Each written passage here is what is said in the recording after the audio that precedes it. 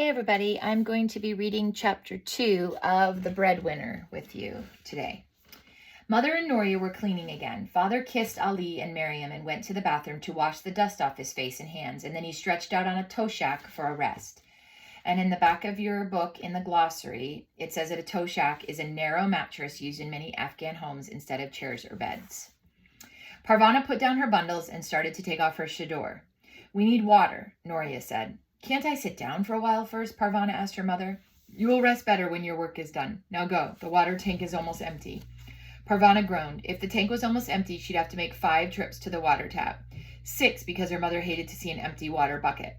"If you had fetched it yesterday when Mother asked you, you wouldn't have so much to haul today," Noria said as Parvana passed by her to get to the water bucket. Noria smiled her superior big sister smile and flipped her black hair over her shoulders. Parvana wanted to kick her. Noria had beautiful hair, long and thick. Parvana's hair was thin and stringy. She wanted hair like her sister's, and Noria knew this. Parvana grumbled all the way down the steps and down the block to the neighborhood tap. The trip home with a full bucket was worse, especially the 3 flights of stairs. Being angry at Noria gave her the energy to do it, so Parvana kept grumbling. "Noria never goes for water, nor does Mother. Miriam doesn't either. She doesn't have to do anything." Parvana knew she was mumbling nonsense, but she kept it up anyway. Miriam was only 5, and she couldn't carry an empty bucket downstairs, let alone a full bucket upstairs. Mother and Noria had to wear burqas whenever they went outside, and they couldn't carry a pail of water up those uneven, broken stairs if they were wearing burqas. Plus, it was dangerous for a woman to go outside without a man.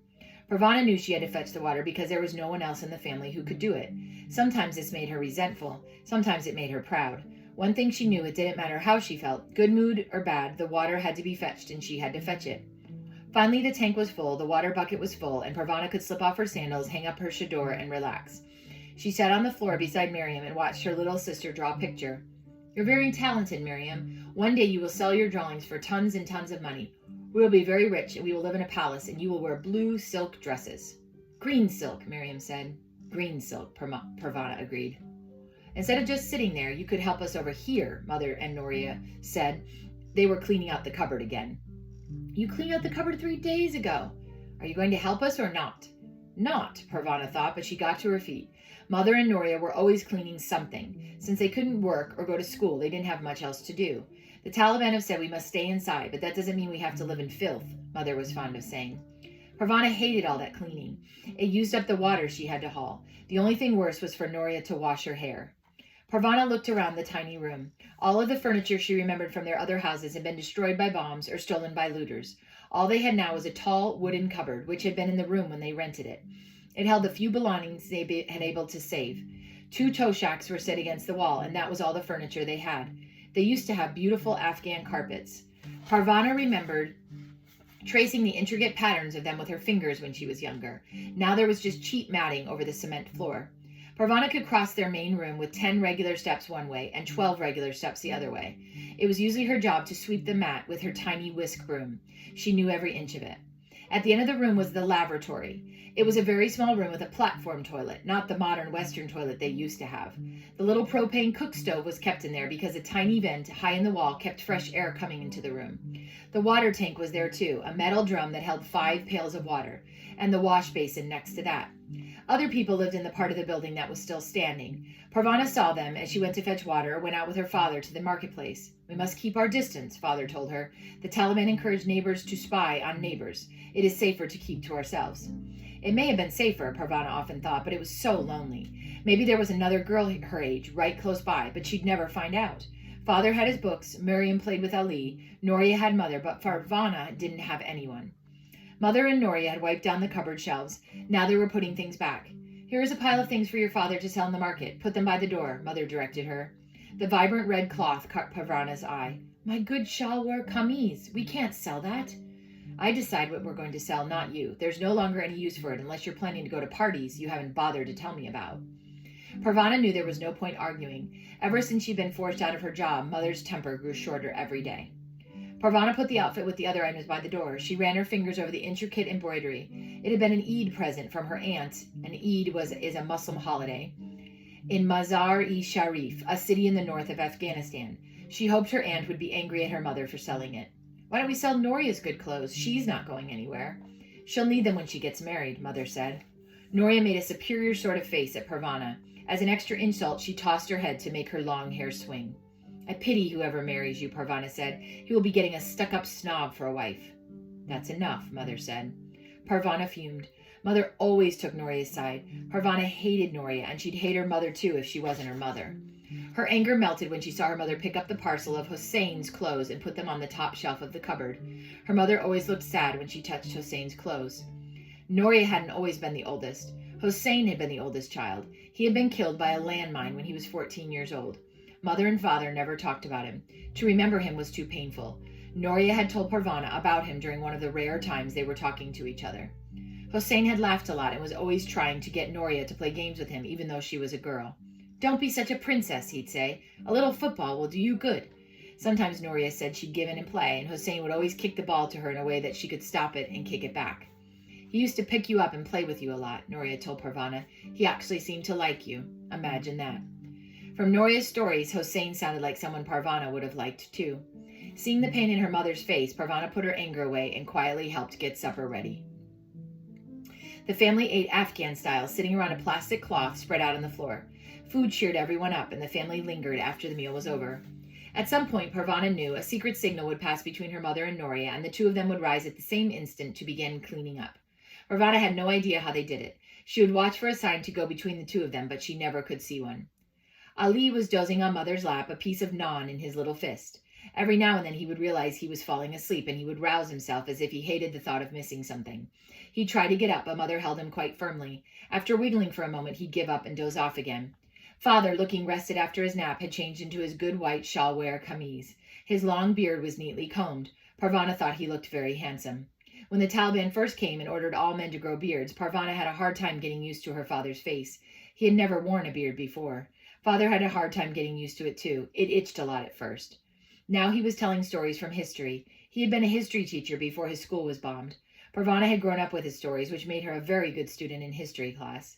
It was 1880, and the British were trying to take over our country. Did we want the British to take over? He asked Miriam. No, Miriam answered. We certainly did not. Everyone comes to Afghanistan to try to take over, but we Afghans kick them all out. We are the most welcoming, hospitable people on earth. A guest to us is a king. You girls remember that. When a guest comes to your house, he must have the best of everything. Or she, Parvana said. Father grinned at her. Or she. We Afghans do everything we can to make our guests comfortable, but if someone comes into our home or our country and acts like our enemy, then we will defend our home. Father, get on with the story, Parvana urged. She had heard it before many times, but she wanted to hear it again. Father grinned again. We must teach this child some patience, he said to Mother. Parvana didn't need to look at her mother to know she was probably thinking they needed to teach her a whole lot more than that. All right, he relented, on with the story. It was 1880. In the dust around the city of Kandahar, the Afghans were fighting the British. It was a terrible battle. Many were dead. The British were winning, and the Afghans were ready to give up.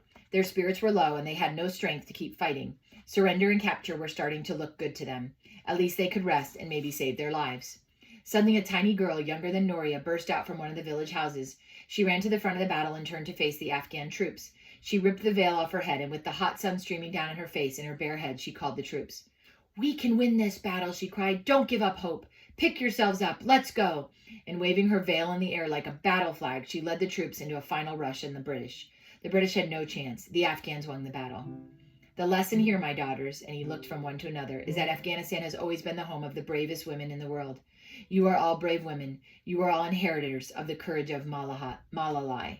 Malalai? We can win this battle, Miriam cried out, waving her arms around as if she were holding a flag. Mother removed the teapot out of harm's way. How can we be brave? Noria said. We can't even go outside. How can we leave men into battle? I've seen enough war. I don't want to see any more. There are many types of battles, Father said quietly, including the battle with the supper dishes, Mother said. Parvana made such a face that Father started to laugh. Miriam tried to imitate it, which made Mother and Noria laugh. Ali woke up, saw everything, and everybody laughing, and he started to laugh too. The whole family was laughing when 4 Taliban soldiers burst through the door. Ali was the first to react. The slam of the door against the wall shocked him, and he screamed. Mother leapt to her feet, and in an instant Ali and Miriam were in a corner of the room, shrieking behind her legs. Noria covered herself completely with her chador and scrunched into a small ball. Young women were sometimes stolen by soldiers. They were snatched from their homes, and their families never saw them again. Parvana couldn't move. She sat as if frozen at the edge of her supper cloth. The soldiers were giants, their piled high turbans making them look even taller. Two of the soldiers grabbed her father. The other two began searching the apartment, kicking the remains of dinner all over the mat.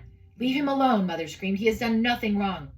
"Why did you go to England for your education?" the soldiers yelled at Father. "Afghanistan doesn't need your foreign ideas," and they yanked him toward the door. "Afghanistan needs more illiterate thugs like you," Father said. One of the soldiers hit him in the face. Blood from his nose dripped onto his white shalwar kameez. Mother sprang at the soldiers, pounding them with her fist. She grabbed Father's arm and tried to pull him out of their grasp. One of the soldiers raised his rifle and whacked her on the head. She collapsed to the floor. The soldier hit her a few more times. Miriam and Ali screamed with every blow to their mother's back. Seeing her mother on the ground finally propelled Parvana into action. When the soldiers dragged her father outside, she flung her arms around his waist. And as the soldiers pried her loose, she heard her father say, "Take care of the others, my Malalai." Then he was gone. Parvana watched helplessly as two soldiers dragged him down the steps, his beautiful shalwar kameez ripping on the rough cement. Then they turned a corner, and she could see them no more. Inside the room, the other two soldiers were ripping open the toe shacks with knives and tossing things out of the cupboard. Father's books. At the bottom of the cupboard was a secret compartment her father had built to hide the few books that had not been destroyed in one of the bombings. Some were English books about history and literature. They were kept hidden because the Taliban burned books they didn't like. They couldn't be allowed to find Father's books. The soldiers had started at the top of the cupboard and were working their way down. Clothes, blankets, pots, everything landed on the floor. Closer and closer they came to the bottom shelf, the one with the false wall. Parvana watched in horror as the soldiers bent down to yank the things out of the bottom shelf. "Get out of my house," she yelled, and she threw herself at the soldiers with such force that they both fell to the ground. She swung at them with her fists until she was knocked aside. She heard rather than felt the thwack of their sticks on her back. She kept her head hidden in her arms until the beating stopped and the soldiers went away. Mother got off the floor and had her hands full with Ali. Noria was still curled up in a terrified ball. It was Miriam who came over to help Parvana. At the first touch of her sister's hands, Parvana flinched, thinking it was the soldiers. Miriam kept stroking her hair until Parvana realized who it was. She sat up, aching all over. She and Miriam clung to each other, trembling. She had no idea how long the family stayed like that. They remained in their spots long after Ali stopped screaming and collapsed into sleep. That's the end of chapter 2 of The Breadwinner.